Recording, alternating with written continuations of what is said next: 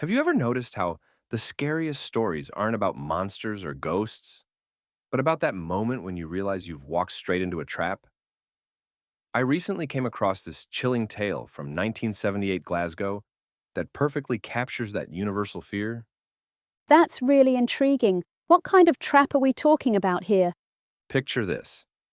It's a bitter December night in Glasgow's West End, and an 18-year-old named David has just left the warmth of Curler's pub. The wind is howling, and he's about to encounter something that defies explanation. Well, now you've got my attention. What could possibly make someone venture out on such a forbidding night? Here's where it gets interesting. In the pub, he met this character named Edward Luckham, who looked like he stepped straight out of a Gothic novel. Silver hair catching the light, dramatic black cloak, and an ankh necklace swinging with every theatrical gesture. Hmm, that's quite a specific outfit for a Glasgow pub. It reminds me of those old stories about mysterious strangers who show up to make bargains. Exactly right. And like those stories, this one involves a peculiar request. Luckham directed David to a place called Fellgate Close, a lane he'd never noticed before, for what was supposed to be a simple handwriting analysis. Let me guess. There was nothing simple about it? Not even close. The contact was supposedly coming from London, and they insisted on a live sample, wouldn't accept anything by post. David needed money desperately, which explains why he might have overlooked these red flags.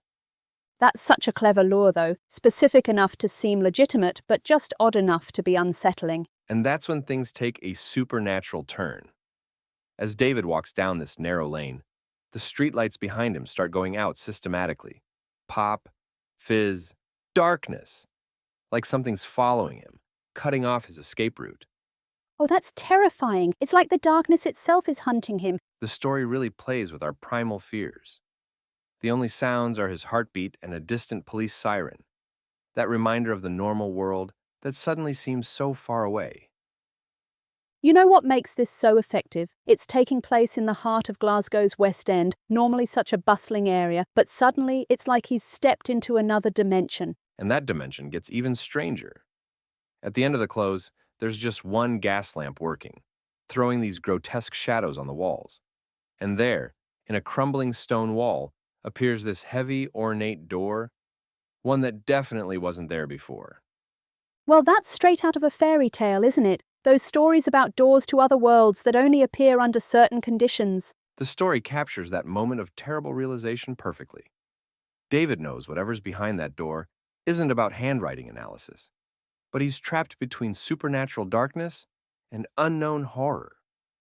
So what made him actually approach the door? I mean, at this point, every instinct must be screaming to run and It's that peculiar mix of teenage bravado and desperation. When he reaches for that iron knocker, his hand trembling, he's crossing a threshold both literally and figuratively. the way you describe it, it's like a perfect storm of vulnerability. Young, desperate for money, and probably just enough confidence to think he can handle whatever comes next. And that's what makes the ending so powerful.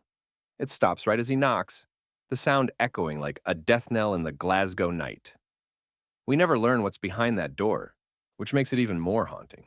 That's such a masterful way to end it, letting our imagination fill in the blanks. You know what really stays with you? How each decision seems reasonable in the moment.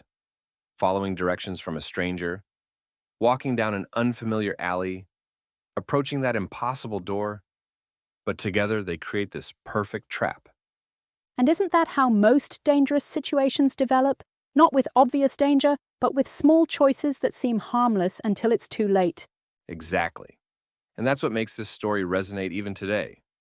Whether it's 1978 or now, we all know that moment when we realize we've made a terrible mistake, but it's too late to turn back.